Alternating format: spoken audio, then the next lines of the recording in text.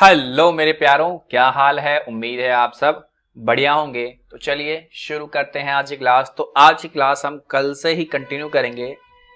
ये कल वाली क्लास का पार्ट 2 है। ये कंजक्शन का पार्ट 2 देख रहे हैं। तो जिन लोगों ने पार्ट 1 नहीं देखा है पहले जाके देख लीजिए। चलिए शुरू करते हैं आज की क्लास बिना देर किए। एक बात याद रखना दोस्तों, जब भी आप परेशान हो और समझ नहीं आ रहा क्या करें, तो बस ये लाइन याद रखना, जस्ट कीप मूविंग फॉरवर्ड। बस आप आगे बढ़ते जाओ और आप कुछ समय बाद लगे आपको कि आप उस परेशानी से और उस दुख दर्द या तकलीफ से बाहर आ गए। ठीक है, तो मैं जब भी परेशान होता हूं तो बस यही बात याद रखता हूं, जस्ट कीप मूविंग फॉरवर्ड। आगे बढ़ते रहिए, ठीक है, रुकना नहीं है। चलिए तो इसी के साथ शुरू करते हैं आज की क्लास। तो जरा आगे बढ़ने से पहले हमको रिवाइज करवा दूं कंजक्शन के बारे में। बता मैं कल चुका ही हूं, बस आपको रिवाइज करवा रहा हूं। देखिए भाई क्या कह रहा है, बताया था कि conjunction is the word or set of word that connects two word or sentence और use to coordinate words in the same clause, या आप कह सकते हो it shortens the sentence without a changing in meaning और sense. भाई conjunction ऐसे word होते हैं, दो वर्ड या दो सेंटेंस को जोड़ते हैं बिना उनके मीनिंग यानी अर्थ में बदलाव किए हुए। ठीक है, सिंपल सी बात है, कुछ ज्यादा लफड़ा इसके अंदर है नहीं। ठीक, आगे बढ़ते हैं। देखिए भाई, एज फार एज क्या है भाई, कंजक्शन है। यहाँ जितने ही पढ़ रहे हैं सारे क्या है, कंजक्शन ही है। तो ये नहीं सोचना कि जो पढ़ रहे हैं क्या वो क्या है, सारे कंजक्शन ही पढ़ रहे हैं और उन कंजक्शन का हम सेंटेंस के अंदर इस्तेमाल देख रहे हैं। ठीक है, बस इतनी सी बात है। सेंटेंस बन कैसे रहा है वो यहाँ पर डिस्कस नहीं कर रहे हैं, उसको हम टेंस में डिस्कस कर चुके हैं, जाइए जाकर देख लीजिए। चलिए, जहां तक मैं जानता हूं उसके दो बच्चे हैं। तो देखो एज फार एज का इस्तेमाल लिखेंगे, as far as I know he has 2 childrens. ठीक है, क्या भाई, as far as I know he has 2 children. ठीक है, जहां तक मुझे पता है उसकी शादी हो चुकी है, as far as I know he is married. ठीक है, अगला देखेंगे, जहां तक मेरी पढ़ाई का सवाल है मैंने सिर्फ 12वीं पास की है, as far as my study is concerned I am only 12th pass. चलिए कुछ एग्जाम्पल और देखें इसके। देखो भाई, जहां तक मेरे भाई का सवाल है उसने ग्रेजुएशन कर ली है, as far as my brother is concerned he has done graduation. Next है, जहां तक मेरे परिवार का सवाल है मेरी 2 बहनें हैं, as far as my family is concerned I have 2 sisters. जहां तक मेरे पापा मम्मी का सवाल है मैं उनका ख्याल रखने के लिए काफी हूं, as far as my parents are concerned I am good enough to take care of them. ठीक, चलिए अब जरा कुछ नया देखते हैं। अब देखो जरा, ऑल दो, इवन इफ या इवन दो। ध्यान देना, इन सब का मतलब क्या होता है, यद्यपि, हालांकि या भले ही, ये सब क्या इनके मीनिंग होते हैं। ठीक है, ऑल दो, इवन इफ या इवन दो के। ठीक, और देखो यहाँ पे क्या है, then also, even then, yet, still, however. इनके मतलब क्या होते हैं, फिर भी, तब भी, इसके बावजूद भी। ठीक है, इनको जरा या रिमाइंड करने का प्रयास करना। अगर आप 2-4 बार पढ़ोगे ना तो आपको रिमाइंड हो जाएगा। ठीक है, आप वीडियो रोककर 2-3 बार पहले पढ़ लीजिए फिर आगे बढ़ेंगे। ठीक, चलिए एक रूल जरा याद रखिएगा। रूल क्या है, अगर आपने ऑल दो का प्रयोग किया है सेंटेंस के अंदर तो आपको येट का प्रयोग करना ही होगा। ठीक है, कंपलसरी है। ठीक है, अगर ऑल दो का प्रयोग किया है तो येट का प्रयोग करना ही पड़ेगा। चलिए देखें जरा, कह रहा है भले ही वो कभी स्कूल नहीं गया फिर भी उसे सब आता है। कह रहा है even if he never went to school then also he knows everything. ठीक है, चलिए अब देखो यार, though he never went to school still he knows everything. आप ऐसे बना सकते हो और आप ऐसे बना सकते हो। ठीक है, ऑल दो, अब देखो ऑल दो का प्रयोग हुआ है तो यहां पर येट का प्रयोग हमें करना पड़ेगा। Although he never went to school, देखो येट आ गया ना, येट ही नोज एवरीथिंग। ठीक है, यहां वही बात है, ऑल्दो के साथ दैट का प्रयोग करना ही पड़ेगा आपको। क्लियर है? चलिए देखिए जरा, नेक्स्ट एग्जांपल है, कह रहा है हालांकि मैं गरीब हूं पर इसके बावजूद मैं तुम्हें पैसे से मदद करने की कोशिश करूंगा। Although I am poor yet, देख रहे हो येट का प्रयोग हो रहा है, yet I will try to help you with money. ये यही रूल था हमारा। हालांकि ये मैंने नहीं किया है पर फिर भी आपका जो भी फैसला हो मैं उसे मानूंगा। Though I haven't done it still what you decide I will accept. ठीक, चलिए अगला है, हालांकि मैं बीमार था तब भी मैंने काम किया है। Even if I was unwell then also I worked. ठीक है, देखिए नेक्स्ट है सच। सच का मतलब क्या होता है? इस तरह का या ऐसा। सच एज मतलब होता है जैसा कि या उदाहरणतः, या इन सच वे, इस तरह से या ऐसे। ठीक है, आइए जरा देखते हैं। कह रहा है ऐसे लोग स्वार्थी होते हैं, सच पीपल आर सेल्फिश। ठीक है, ऐसे बच्चे मुझे पसंद नहीं है, I don't like such childrens. ठीक है, कह रहा है ऐसी कई कहानियां मैं सुन चुका हूं, I have heard many such stories. आगे बढ़ते हैं भाई, देखो नेक्स्ट एग्जांपल। कह रहा है मेरे पास कई चीजें हैं जैसे कि कंप्यूटर, लैपटॉप, मोबाइल इत्यादि। देखो तो लिस्ट बनाने के लिए हम सच एज का प्रयोग करते हैं। कह रहा है I have many thing such as a computer, a laptop, a mobile. ठीक है, etc। उसके साथ कई लोग हैं जैसे कि राम, राहुल, मोहन आदि। अब देखो there are many people with him such as Ram, Rahul, Mohan and etcetera या etc बोलिए आप। ठीक है, उसने इस तरह से मुझे देखा कि मुझे लगा वो मुझे चाहती है। ठीक है भाई, she looked at me in such a way that I felt she liked me. ठीक है, क्लियर? कह रहा है तुम ऐसे बात करते हो कि मैं तुम्हारी बात टाल नहीं सकता। You talk in such a way that I can't deny you, I can't deny you. चलिए अगला है एज इफ या एज दो। एज इफ या एज दो, मानो या जैसा कि। ठीक है, कोशिश की जाए उसको ना 3-4 बार पढ़ने का, क्लास के बाद पीडीएफ से इसको 3-4 बार रिमाइंड करने का। ठीक है, तुम ऐसे बात करते हो मानो तुम्हें सब पता हो। You talk in such a way as if you know everything. ठीक है, क्लियर? अगला है तुम तो ऐसे बात कर रहे हो जैसे मैं तुम्हारा दुश्मन हूं। You are talking in such a way as if I am your enemy. ठीक, चलिए नेक्स्ट एग्जांपल देखते हैं। कह रहा है राम मुझे डांटने लगा जैसे कि वो मेरा बॉस है। Ram started scolding me as though he was my boss. ठीक है, अगला है वे मुझसे इस तरह बात कर रहा था जैसे कि मैं उसका नौकर हूं। He was speaking with me in such a way as if I was his servant. ठीक है, क्लियर? चलिए ध्यान से देखो, ये जो तीसरा और चौथा है इसमें हमने वॉज का प्रयोग किया है। क्यों वॉज का प्रयोग किया है? तो क्योंकि भाई ये घटना हो चुकी है, बीते हुए वक्त की घटना है। आपको पता है पास्ट के लिए हम वॉज का प्रयोग करते हैं। ठीक है, चलिए कह रहा आइदर और, या तो ये या तो वो। कह रहा या तो तुम जाओ या मुझे जाने दो। आइदर यू गो और late me go.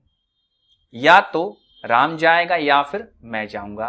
Either Ram will go और आई विल, या आइदर राम और आई विल गो। दोनों ही कोई भी प्रयोग कर सकते हो आप। ठीक है, स्लैश है याद रखना, दोनों में से कोई एक ही प्रयोग करना होता है एक बार। अब देखो यहां पे क्या है, आइदर और, या तो ये या तो वो। अब देखो सेम एग्जांपल है, आगे बढ़ रहे हैं, कुछ है नहीं, उसी एग्जांपल देखना आगे। कह रहा है मैं या तो दिल्ली जाऊंगा या मुंबई। कह रहा है I will either go Delhi और मुंबई, या I will go either Delhi और मुंबई। ठीक, क्लियर है, समझ गए। या तो तुम गलत हो या वो, आइदर यू और ही इज रॉन्ग, या आइदर यू और रॉन्ग और ही इज। ठीक है, दोनों में थोड़ा सा बहुत थोड़ा फर्क है, ज्यादा फर्क है नहीं इसके अंदर। क्लियर है, समझ गए। देखो यहाँ भी क्या है, बहुत थोड़ा का फर्क है। आपको लग रहा हो कुछ लोगों को भाई सेम सेम ही चल रहा है, नहीं सेम सेम नहीं है। आप ध्यान से देखो तो आपको फर्क नजर आएगा, आपको फर्क नजर आएगा। एक में पहले में गो बाद में है और दूसरे में गो पहले है। ठीक, छोटे छोटे चेंजेस करके आप इसको इस तरह से भी बोल सकते हो, कोई दिक्कत वाली बात नहीं। ठीक, अगला है नाइदर नॉर, ना ये ना वो। कह रहा है ना तुम जाओ ना मुझे जाने दो, neither you go nor let me go. ना तुम जाओ ना मुझे जाने दो। कह रहा है मैं ना दिल्ली जाऊंगा ना Mumbai, I will neither go to Delhi nor Mumbai. कह रहा है ना तुम गलत हो और ना वो, neither you nor he is wrong, या आप बोल सकते हो क्या, neither you are wrong nor he is. ठीक है, दोनों ही सही हैं, कोई भी आप प्रयोग कर सकते हो। कह रहे हैं ना मैंने पूछा और ना उसने बताया, neither I asked nor she told. ठीक है, ना मैंने पूछा और ना उसने बताया। अच्छा, एक स्पेशल केस है नॉट नॉर या नाइदर। ठीक है, मतलब क्या होता है, नहीं वो भी नहीं। ठीक है, नहीं छुपा क्या होता है अंदर, वो भी नहीं। कह रहा है तुम नहीं आते हो, वो भी नहीं आता है। ठीक है, देख रहे हो। कह रहा है यू डोंट कम, नॉर या नाइदर कोई भी एक ही प्रयोग करना है, डज ही। ठीक है, कह रहा है मैंने नहीं पूछा ना उसने पूछा, I didn't ask nor did she, nor did she. वो नहीं जा पाया ना मैं जा पाया, he couldn't go neither could I. ठीक है, वो नहीं जा पाया और ना मैं जा पाया। चलिए, एक सो का भी स्पेशल केस आता है। सो का मतलब होता है वो भी। ठीक है, तुम आते हो वो भी आता है, you come so does he, so does he. अगला है मैंने पूछा उसने भी, I ask so did she या ही। दो में से कोई एक डिपेंड करता है किसके लिए बोल रहे हो, लड़के के लिए लड़की के लिए। कह रहा है वो ये कर पाया मैं भी, he could do it so could I. मैं तुम्हें बहुत प्यार करता हूं, पापा भी करते हैं, I love you so much so does dad. ठीक है, मैं तुम्हें बहुत प्यार करता हूं, पापा भी करते हैं। ठीक है, अब देखो अगला है not only but also. Not only but also, ना केवल ये बल्कि वो भी, या यह नहीं वो भी। याद रखना, नॉट ओनली का मतलब क्या है, नॉट ओनली बट ऑल्सो का ना केवल ये बल्कि वो भी, या यही नहीं वो भी, दोनों हैं। आप कुछ भी याद रख सकते हो। ठीक, दोनों के लिए प्रयोग होगा। कह रहा है वो ना केवल मैनेजर है बल्कि विद्यार्थी भी है, या दूसरा क्या बोल सकते हो, वो मैनेजर ही नहीं विद्यार्थी भी है। ठीक है, कैसे बोलेंगे, दोनों को एक ही तरह से बोलेंगे। कह रहा है he is not only a manager but also a student, he is not only a manager but also a student. वो ना केवल अंग्रेजी बल्कि पंजाबी बोलना भी जानता है, या इसको आप ऐसे बोल सकते हो वो अंग्रेजी ही नहीं पंजाबी भी जानता है। तो कैसे बोलेंगे इसको, he can speak not only English but also Punjabi. ठीक है, he can speak not only English but also Punjabi. If की बात करें ना तो मीनिंग क्या होता है, यदि या अगर। ये तीन तरह से प्रयोग किया जा सकते हैं। सबसे पहले इफ पास्ट इंडेफिनिट या सिंपल पास्ट ही बोल सकते हैं वुड के साथ। ठीक है, तो पहले वुड के साथ देखते हैं प्रयोग, फिर आगे बढ़ेंगे। कह रहा है अगर मैं जाता तो उससे मिलता, if I went I would meet him. ठीक है, अगर राम ने देखा होता तो वो मुझे भी बताता, if Ram saw he would also tell me. अगर पापा घर पर होते तो वो मुझे जाने नहीं देते। If dad was at home he would not let me go. ठीक है। अगला है, अगर मैं तुम्हारा दोस्त होता तो तुम्हें जरूर रोकता। If I was your friend I would stop you for sure. If I was your friend I would stop you for sure. चलिए इसका सेकंड तरीका देखते हैं। यहां देखिए क्या कुछ नहीं है। इफ पास्ट परफेक्ट टेंस या सिंपल पास्ट वुड हैव, क्या है भाई, वुड हैव, यहां पे स्पेस होगा। ठीक है। चलिए, अगर मैं गया होता तो उससे मिल लिया होता। If I had gone I would have met him. ठीक है। देखो यहाँ पे वुड हैव का प्रयोग हुआ है। ठीक है। पहले वाले में क्या था, सिर्फ वुड का प्रयोग था, अभी क्या है, वुड हैव का प्रयोग किया गया। अगर उसने खाया होता तो वो मुझे बता चुका होता। If he had eaten, taken या हैड, तीनों में से कोई एक प्रयोग करेंगे। ठीक है। चलिए, if he had eaten he have told me. Clear. कह रहा है अगर पापा घर पर होते तो उन्होंने मुझे जाने नहीं दिया होता। If dad was at home he would not have let me go. अगर मैं तुम्हारी जगह होता तो मैंने ये कर लिया होता। If I was you I would have done it. ठीक है। चलिए नेक्स्ट की जरा बात करें तो देखिए, अगर ये होगा तो वो होगा। इफ प्रेजेंट इंडेफिनेट टेंस या सिंपल प्रेजेंट और विल। ठीक है। चलिए, अगर मैं गया तो उससे मिलूंगा। ठीक है। If I go I will meet him. ठीक है। ये तीसरा टाइप है इसका। अगर राम नहीं आएगा तो मैं नहीं आऊंगा। If Ram doesn't come I will not come. अगर पापा घर पर हुए तो मैं तुम्हें फोन नहीं करूंगा। If dad is at home I will not call you. अगर मैं तुम्हारी जगह पर हुआ तो पहले ये काम करूंगा। If I M you I will at first do this work. चलिए एक बात ध्यान रखना है, क्या है भाई, तो के लिए आप चाहे तो देन का भी प्रयोग कर सकते हैं। ठीक है। जहां पर तो आता है तो उसके लिए आप देन का भी प्रयोग कर सकते हैं। ठीक है। चलिए आगे बढ़ते हैं और बात करेंगे अगले की, जो है भाई लेस्ट। ठीक है। मतलब क्या होता है, कहीं ऐसा ना हो कि या ये ना हो कि। ठीक है। चलिए रूल क्या है, कह रहा है लेस्ट के बाद आने वाले वाक्यों में शुड का ही प्रयोग किया जाता है। ध्यान रखिएगा इस बात को। ठीक है। मैं मेहनत करूंगा, कहीं ऐसा ना हो कि मैं फेल हो जाऊं। I will work hard lest I should fail. Lest I should fail. ठीक है। सही पता लिखो, कहीं ऐसा ना हो कि कुरियर कहीं और चला जाए। Write the correct address lest courier should go somewhere else. ठीक है। वहां मत जाओ, ये ना हो कि वो तुम्हें डांटे। Don't go there lest he should scold you. ठीक है। आगे बढ़ते हैं। अगला है भाई अदरवाइज और एल्स, नहीं तो वरना। मतलब क्या होता है, नहीं तो वरना। कह रहा है मैं मेहनत करूंगा वरना मैं फेल हो जाऊंगा।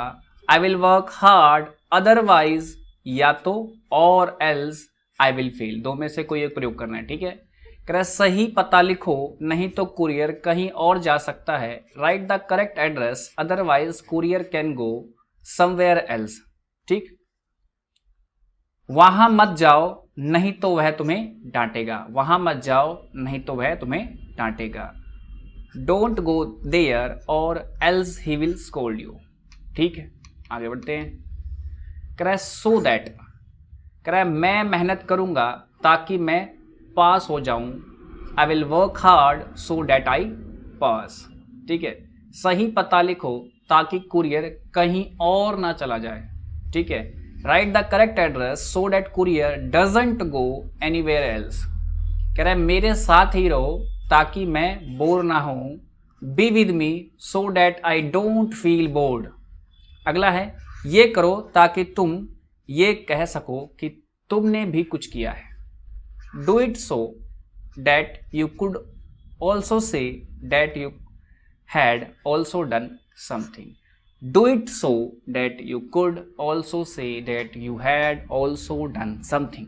ठीक है, क्लियर. आगे बढ़ेंगे. अगला है प्रोवाइडेड या प्रोवाइडिंग. प्रोवाइडेड या प्रोवाइडिंग.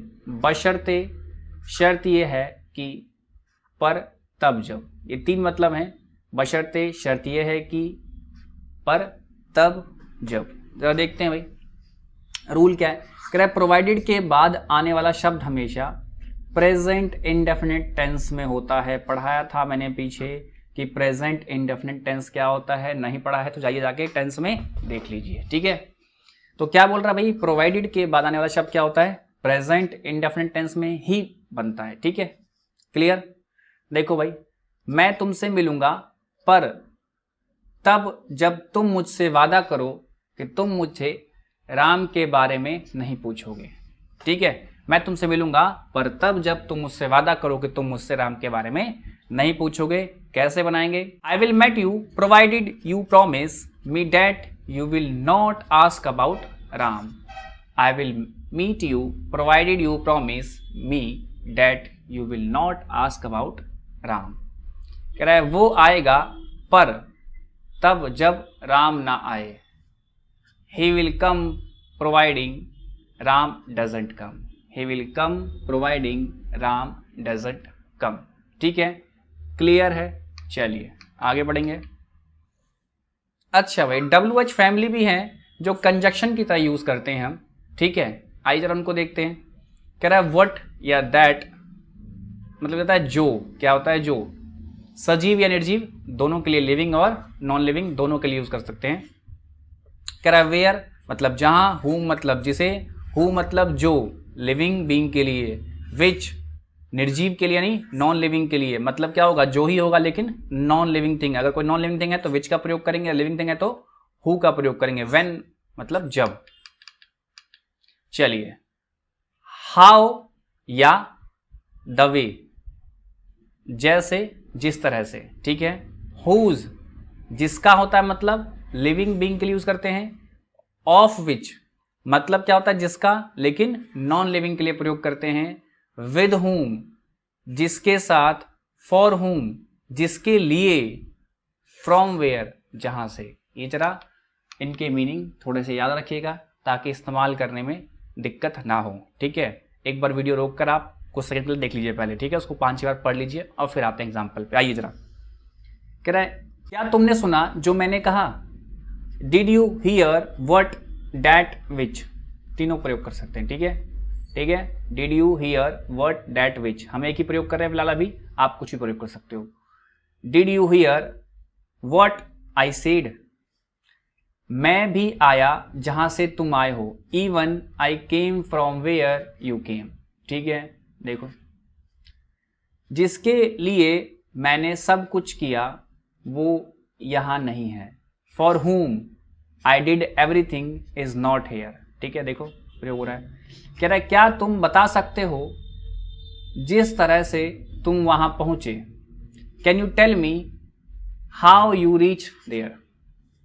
राम जो मेरे साथ था मेरा दोस्त है. Ram who was with me is my friend. ठीक है, अगला है पेन जो मेरे पास था तुम्हारा नहीं है. पेन विच या दैट, देख रहे हो बताया था ना, नॉन लिविंग थिंग के लिए प्रयोग करते हैं विच और दैट, दोनों में प्रयोग कर सकते हैं. तो दोनों में से कोई आप एक प्रयोग करना. ठीक है, pen which I had is not yours. Ram वो है जिसके पापा पुलिस में हैं. Ram is the one whose father in police. ठीक है, मैं वो हूं जिसका भाई तुम्हारे साथ था. I am the one whose brother was with you. ठीक है, कह रहा है ये वो घर है जिसकी छत कमजोर है. This is the house the roof of which is weak. अब देखो यहाँ पे विच यूज हुआ, यहाँ पे हुज यूज किया है. हुज तो ये लिविंग बीइंग के लिए है और ये नॉन लिविंग थिंग के लिए है. ठीक है, इतना देख के आपको आइडिया लगना चाहिए अभी तक. ठीक, कह रहा है ये वो कुर्सी है जिसके चारों पैर टूटे हुए हैं. This is the chair the all 4 legs of which are broken. देखो विच का प्रयोग किया क्योंकि चेयर क्या है, नॉन लिविंग थिंग है, ठीक है। चलिए अब ध्यान से देखेंगे, आप अगर 5th और 6th सेंटेंस को ठीक से देखो, इस वाले सेंटेंस को एक बार ठीक से पढ़ कर दिखा देता हूं मैं आपको। ये है, कहाँ गया भाई, ये 5th वाला, ठीक है। राम जो मेरा साथ था, मेरा दोस्त है, ये वाला। और ये पेन जो मेरे पास था तुम्हारा नहीं है। इन दोनों में जरा अंतर देखेंगे, क्या बोल रहे हैं यहां पर, ध्यान से देखना। कह रहा है look at the 5th and 6th sentence. In 5th sentence Ram is a proper noun, hence it followed by a comma, but in 6th sentence pen is common noun, hence it did not या didn't follow comma. The fact is proper noun is followed by comma in such kind of sentence, whereas common noun is never followed by comma. सीधी सी बात है, यहाँ पे कह रहा है कि भाई 5th और 6th सेंटेंस को आप ठीक से देखो तो 5वें सेंटेंस में क्या था, राम है प्रॉपर नाउन। राम क्या है भाई, प्रॉपर नाउन है, और प्रॉपर नाउन के साथ क्या लगता है, कॉमा लगता है, ठीक है। और जो 6th सेंटेंस में पेन है, पेन क्या है, कॉमन नाउन है। कॉमन नाउन के साथ क्या होता है, कॉमा का प्रयोग नहीं करते हैं इस तरह के सेंटेंस में, ठीक है। आज चेक करवा देता हूँ क्या वो था ऐसा कुछ। देखिए भाई, राम कॉमा है, जो मेरे साथ था, मेरा दोस्त है। अब देखो कॉमा है यहाँ पर। अब यहाँ पे देखो कोई कॉमा नहीं दिख रहा होगा आपको, यहाँ पर कोई कॉमा आपको नहीं दिख रहा है भाई। क्यों नहीं दिख रहा है, क्योंकि यहाँ जो है ये क्या है, ग्रुप को दिखा रहा है। पेन कोई प्रॉपर नाउन नहीं है, ये कॉमन नाउन है, ठीक है। चलिए नेक्स्ट की बात जरा कर दें। आइए, कह रहा है that's what, where, why, how, when, who, which. इनकी जरा बात करते हैं। कह रहा है डेट्स व्हाट, यही तो, वही तो, यही बात तो, वही बात तो। जरा रोक कर वीडियो को थोड़ा सा अच्छे से पढ़ लीजिएगा, इसको 4-5 बार, ठीक है। अच्छा, यहाँ पर क्या है, किसी मुद्दे की बात हो रही है, टॉकिंग अबाउट एन इशू, ठीक है।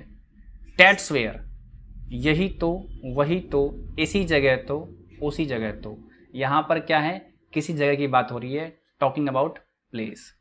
अगर है डेट्स वाई, इसीलिए या तभी तो, यहाँ पे किसी कारण की बात हो रही है, टॉकिंग अबाउट अ रीज़न। ध्यान देखो, पहले में क्या है, डेट्स वाई, तो भाई किसी इशू की बात हो रही है, ठीक है। दूसरे में क्या है, डेट्स वेयर, यहाँ पर क्या है, प्लेस की बात हो रही है। डेट्स वाई, यहाँ पर किसी रीज़न की बात हो रही है, ठीक है। आइए जरा कुछ और देखते हैं। अगला है, देखिए डेट्स व्हेन, उसी समय तो या तभी तो। यहाँ पर क्या है, टॉकिंग अबाउट टाइम, यानी समय की बात हो रही है। डेट्स हु या होम, उसी को, यानी किसी लिविंग बीइंग की बात हो रही है यहाँ पर, ठीक है। डेट्स विच, यहाँ पे किसी नॉन लिविंग थिंग की बात हो रही है, क्योंकि विच का प्रयोग कहाँ होता है, नॉन लिविंग थिंग में, ठीक है। डेट्स हाउ, इसी तरह तो और इसी तरह से, ठीक है। यहाँ पे क्या है, कुछ काम करने की बात हो रही है, काम करने के मेनली तरीके की बात हो रही है, ठीक है। आइए एग्जाम्पल्स देखते हैं। कह रहा है यही बात तो मैं कह रहा था, that's what I was saying, ठीक है। चलिए मुद्दे की बात हो रही है, यही तो तुम उसे समझा रहे थे, that's what you were making him understand. कह रहा है मैं वही तो जा रहा हूँ, मैं वहीं तो जा रहा हूँ, that's where I am going. कह रहा है राम उसी जगह तो खड़ा था, that's where Ram was standing. कह रहे हैं हम यहीं तो मिले थे उस दिन, that's where we had met that day. मैंने ऐसे ही तो सीखा है, डेट्स हाउ आई लर्नड। कह रहा उसने इसी तरह बात की, dates how he spoke, dates how he spoke.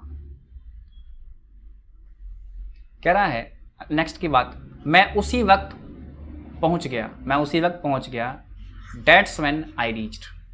जब पापा आए उसी वक्त मम्मी भी आ गई, when dad came that's when even mom turned up, ठीक है। कह रहे मैंने उसी को तो डांटा था, डेट्स हु या हुम, आई हैड स्कोल्डेड। कह रहा है मैंने इसी पर तो किताब रखी थी, that's which I had kept the book on. कह रहा है मैंने उसी लड़के को तो डांटा था, that's the boy I had scolded.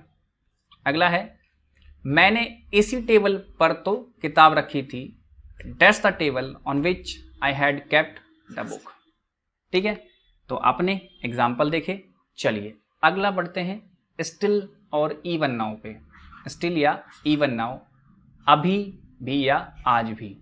ध्यान देना, स्टिल का प्रयोग हेल्पिंग वर्ब के बाद और वर्ब से पहले होता है, जबकि इवन नाउ का प्रयोग हमेशा वाक्य के अंत में होता है। मतलब क्या है भाई, स्टिल का प्रयोग कहाँ होगा, हेल्पिंग वर्ब के बाद होगा और वर्ब से पहले होगा। ठीक है, और इवन नाउ का प्रयोग कहाँ होता है, अंत में होता है। कहाँ होता है भाई, एंड में होता है। क्लियर है। चलिए, मैं अभी भी पढ़ रहा हूँ, I am still studying, I am still studying, या I am studying even now, I am studying even now. क्या राम अभी भी खेलता है, डज राम स्टिल प्ले, या डज राम प्ले इवन। अब देखो यहाँ देखो, एम के बाद हेल्पिंग वर्ब एम, उसके बाद क्या स्टिल लग रहा है और मेन वर्ब से पहले प्रयोग हो रहा है। यहाँ भी देखो प्ले खेलना क्या है, वर्ब है, उससे पहले लग रहा है। ठीक, और हेल्पिंग वर्ब के बाद लगा हुआ है। ठीक, चलिए और देखो इवन नाउ क्या है, ये देखो इवन नाउ लास्ट में लगा हुआ है यहाँ भी, और यहाँ भी इवन नाउ क्या है, लास्ट में लगा हुआ है। कह रहा है वो आज भी मुझसे मिलता है, he स्टिल मीट्स मी, या he meets me even now. ठीक, चलिए अगला है वाइल प्लस वर्ब की फर्स्ट फॉर्म प्लस आईएनजी। मतलब क्या होता है, जब दो काम एक साथ किए जा रहे हो तब वाइल प्लस वर्ब की फर्स्ट फॉर्म प्लस आईएनजी। चलिए कह रहा है वाइल के बाद आने वाली क्रिया के साथ आईएनजी का प्रयोग होना अनिवार्य है। अगर वाइल है और इसके बाद वर्ब आ रहा है तो वर्ब के साथ आईएनजी का आना जरूरी होता है। ऐसे मैं चलते हुए पढ़ रहा हूँ, I am studying while walking, या while walking I am studying. दोनों ही सही है, कोई भी आप बोल सकते हो। कह रहा है क्या राम पढ़ते हुए खाना खाता है, does Ram eat the food while studying. वो मुझसे बात करते हुए तुम्हें देख रहा था, he was watching you while talking to me. अगला है नो सूनर हैड ही था। चलिए जरा देखते हैं। कह रहा है मैं पहुंचा ही था कि वो आ गए, no sooner had I reached then they came. ठीक है, नेक्स्ट है राम को मैंने फोन किया ही था कि उसका मैसेज आ गया, no sooner had I called Ram then he messaged me. हम स्टेशन पहुंचे ही थे कि ट्रेन चल दी, no sooner had we reach the station then the train left. ठीक है, हम सोए ही थे कि बारिश आ गई, no sooner had we slept then its started raining. ठीक है, नेक्स्ट की बात करें तो as yet, yet, till now, by now या सो फार, अभी तक या आज तक। कह रहा है येट और एज येट का प्रयोग मुख्यतः केवल प्रेजेंट परफेक्ट टेंस में होता है। कहाँ होता है भाई, प्रेजेंट परफेक्ट टेंस में येट या एज येट का प्रयोग करते हैं। चलिए, मैंने अभी तक उसे नहीं देखा है, ये क्या है भाई, प्रेजेंट परफेक्ट टेंस के अंदर है। ठीक है, तो I have not seen here, yet, as yet, till now या बाय नाउ, कोई भी प्रयोग कर सकते हैं इन सब में से, लास्ट में सो फार।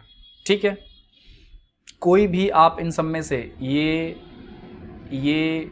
इनमें से कोई भी आप प्रयोग कर सकते हैं, कोई दिक्कत नहीं है, जो आपको मन करे। ठीक है, चलिए कह रहा है अभी तक का स्कोर क्या हुआ है, ये क्या है, सिंपल सेंटेंस है। देखो what is the score till now या बाय नाउ या सो फार, क्योंकि बताया था आपको एज येट और येट का प्रयोग सिर्फ परफेक्ट टेंस के अंदर होता है, मेनली प्रेजेंट परफेक्ट टेंस के अंदर। ठीक है, चलिए अगला है टिल या till the time, by the time, as long as यानी जब तक। करा रूल करा इन चारों में कोई भी प्रयोग कर सकते हैं, पर महत्वपूर्ण बात यह है कि इनके बाद वाक्य या तो प्रेजेंट इंडेफिनिट में बनता है या फिर पास्ट इंडेफिनिट में। नीचे दिए गए दूसरा और तीसरा वाक्य में जब तक के बाद वाक्य गा गेगी वाला है पर फिर भी अंग्रेजी में बदला गया तो प्रेजेंट इंडेफिनिट में ही प्रयोग किया गया है। आगे बढ़ के देख भी लेते हैं इस बात को। देखिए कह रहा है, जब तक मैं नहीं आता तुम मत जाना। देखो till the time, by the time, तीनों में से आप कोई भी एक प्रयोग कर सकते हो। चलिए till I don't come you don't go. अब देखो इसी की बात पीछे कर रहा था, देखो इसी की बात कर रहा है। देखो यहां पे क्या कह रहा है, दूसरे और तीसरे वाक्य में क्या लगा भाई, गा गेगी लगा हुआ है, फिर भी ये किसमें बन रहा है, प्रेजेंट इंडेफिनिट में ही बन रहा है। चलिए इसी को देखते हैं जरा सेकंड और थर्ड को। कह रहा है जब तक राम नहीं आएगा हम नहीं जाएंगे, till Ram doesn't come we will not go. देख रहे हो। चलिए अगला है हम नहीं खाएंगे जब तक राम नहीं आएगा। इसमें भी देखो अंत में गा गेगी का प्रयोग हुआ है। We will not eat till Ram doesn't come. ठीक है। चलिए अगला है जब तक वो आया मैं जा चुका था, bye the time he came I had left या गॉन। दो में से कोई एक प्रयोग कर सकते हो आप। कह रहा है जब तक तुम मेरे साथ हो मुझे परवाह नहीं है, as long as you are with me I don't care. चलिए आगे बढ़ेंगे। अच्छा अगला है अनलेस या अनटिल, जब तक नहीं। रूल क्या है भाई, रूल जरा देखते हैं। कह रहा है इन दोनों में कोई भी प्रयोग कर सकते हैं, पर महत्वपूर्ण बात यह है कि इनके बाद वाक्य में प्रेजेंट इंडेफिनिट में बनता है। मतलब इनके बाद जो सेंटेंस है वो कैसे बनेगा, प्रेजेंट इंडेफिनिट बनेगा या पास्ट इंडेफिनिट में बनेगा। नीचे दिए गए तीसरे वाक्य में जब तक के बाद वाक्य में गा गेगी वाला है पर फिर भी अंग्रेजी में बदला गया तो उसे प्रेजेंट इंडेफिनिट बनाया गया। आइए जरा देखते हैं। ठीक है, बिल्कुल ध्यान से नोटिस कीजिएगा इस बात को। चलिए जब तक मैं नहीं आता तुम मत जाना, until unless I come you don't go.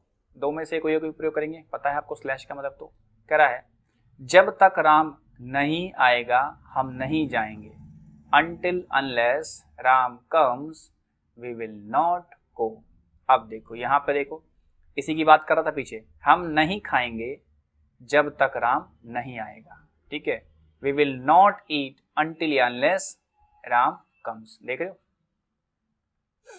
चलिए कह रहा जब तक वो नहीं आया मुझे अच्छा नहीं लगा, अनटिल या unless he came I didn't feel good. दोनों में पढ़ रहा हूं इसका मतलब थोड़ी क्या दोनों लगा दोगे, एक ही प्रयोग करना है आपको। ठीक है, तो until he came I didn't feel good या unless he came I didn't feel good. ठीक, जब तक बच्चे ने नहीं पूछा मैंने उन्हें नहीं बताया, until unless children ask I didn't tell them, I didn't tell them. Tell यहां पे आ गया। ठीक है, चलिए कह रहा जब तक अमित अनुमति नहीं देगा मैं चुप रहूंगा, until unless Amit allows I will keep quiet. ठीक है, आगे बढ़ेंगे। अगला है वेदर। अच्छा चलिए जरा इसको देखते हैं। देखो यहां पे इसका मतलब क्या है, चाहे डॉट मतलब बीच में कुछ आएगा, फिर या की बीच में कुछ आएगा या फिर या। देखो जरा कह रहा है रूल नंबर 1, कह रहा है अगर वाक्य में चाहे के साथ या आए तो वेदर के साथ और का प्रयोग करना जरूरी है। अगर चाहे के साथ क्या या है तो वेदर के साथ में और का प्रयोग करना जरूरी है। लेकिन वेदर के साथ वाले वाक्य में जो कॉमा से पहले है प्रेजेंट इंडेफिनिट टेंस में बनेगा। मतलब जो कॉमा से पहले वाला पार्ट है वो किसमें बनेगा, प्रेजेंट इंडेफिनिट टेंस में बनेगा। चलिए जरा देखते हैं। चाहे वो आए या ना आए मैं तो आऊंगा। आप ध्यान से देखना, वेदर ही कम्स और नॉट आई विल गो। देखो यहां पर क्या है, और का प्रयोग हुआ। अगर वेदर का प्रयोग हुआ तो और का भी प्रयोग हुआ है। और कॉमा से पहले वाला भाई क्या है, प्रेजेंट इंडेफिनिट में है। चलिए, चाहे राम खेले या ना खेले तुम्हें खेलना चाहिए। वेदर राम प्ले और not you should play, you should play. चलिए, बात करें रूल नंबर 2 की, तो इसमें कह रहा है अगर वाक्य में की के साथ या आए तो वेदर के साथ और का प्रयोग करना जरूरी है, लेकिन वेदर के साथ वाले वाक्य जो कॉमा से पहले टेंस में के अनुसार ही बनेगा। अच्छा, ध्यान देना, यहाँ पे क्या बोल रहा है कि अगर की के साथ, पहले वाले रूल में सर क्या था, पहले वाले में क्या था भाई, चाहे, ठीक है, चाहे के साथ क्या था, या था, तो उस केस में क्या होगा, जो हमारा सेंटेंस बन रहा था किस में बन रहा था, प्रेजेंट इंडेफिनिट टेंस में बन रहा था। और अब जो रूल नंबर 2 में जो कह रहा है हमें कि भाई अगर की के साथ या आए तो वेदर के साथ और लगाना जरूरी है, पहले भी लगा रहे थे अभी लगा रहे हैं, लेकिन जो सेंटेंस बनेगा वो कैसे बनेगा, टेंस के अनुसार ही बनेगा। ठीक है, चलिए, मैं कह नहीं सकता कि वो खेलेगा या नहीं, I can't say weather he will play और नॉट। ठीक है, वो नहीं जानता था कि लोग आएंगे भी या नहीं, he didn't know whether people will come or not। हमें नहीं पता था कि वो वहां जाता है या कहीं और। ठीक है, we don't know whether he goes there or somewhere else। ये देखो और यहां रह गया, और somewhere else। दोनों रूल में क्या फर्क है, देखो सेकेंड रूल में कहता है अगर की के साथ या आए तो क्या है, तो वेदर के साथ और का प्रयोग करना पड़ेगा और टेंस के अकॉर्डिंग बनेगा सेंटेंस। लेकिन इसमें कह रहा है कि भाई अगर चाहे के साथ या आए तो वेदर के साथ और तो लगेगा, लेकिन जो सेंटेंस है, जो कॉमा से पहले का सेंटेंस है, वो क्या बनेगा, वो बनेगा आपका प्रेजेंट इंडेफिनिट में। ठीक है, ठीक है, समझ गए। चलिए आगे बढ़ते हैं। चलिए नेक्स्ट है वेयर एज या वाइल, जिसका मतलब है जबकि। कह रहा है मेरे पास 10 रुपए हैं जबकि तुम्हारे पास 50 हैं। आई हैव ₹10 वेयर एज या वाइल, दो में से कोई प्रयोग करेंगे, तो I have ₹10 whereas you have 50। जब राम की शादी हुई तो वह 25 साल का था जबकि दुल्हन केवल 18 की थी। When Ram got married, he was 25, whereas the bride was only 18। ठीक है, आप whereas की जगह while का प्रयोग कर सकते थे। तो क्लियर, बस भाई यहीं तक था हमारा ये, ढेर सारे एग्जाम्पल्स हमने देख लिए। ठीक है, और ढेर सारे हमने कंजक्शन देखे। उम्मीद करता हूं आपने ढेर सारे एग्जाम्पल के साथ कंजक्शन को समझा होगा, और अगर समझा है तो भाई वीडियो को लाइक, चैनल को सब्सक्राइब, और अगर वीडियो को शेयर कर सकते हैं बिल्कुल कर लीजिएगा। और अगर आप चाहें तो हमें ट्विटर, इंस्टाग्राम, फेसबुक और टेलीग्राम पर फॉलो और चैनल को ज्वाइन भी कर सकते हैं। तो मिलते हैं कल नए चैप्टर के साथ। Till then bye bye and take care.